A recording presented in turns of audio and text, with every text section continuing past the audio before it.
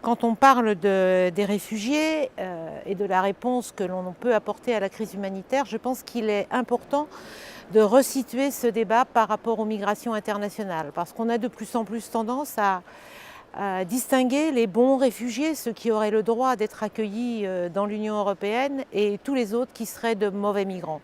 Il faut savoir qu'aujourd'hui, il y a plus de 240 millions de migrants internationaux dans le monde. 244 millions de migrants internationaux, ça veut dire de personnes qui, à un moment donné, pour une durée supérieure à 1 an, ont quitté leur pays pour aller s'installer dans un autre pays.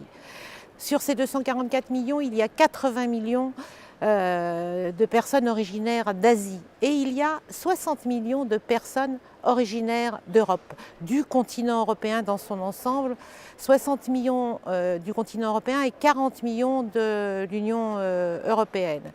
Ces migrants internationaux européens, qu'on appelle en général des expatriés, migrent pour moitié d'entre eux à l'intérieur du continent européen. Et à côté de ça, il y a 35 millions, seulement 35 millions de migrants originaires d'Afrique et 85% d'entre eux migrent à l'intérieur du continent africain. Et je crois que c'est dans ce cadre-là, avec ces chiffres-là, qu'il faut voir la crise des réfugiés.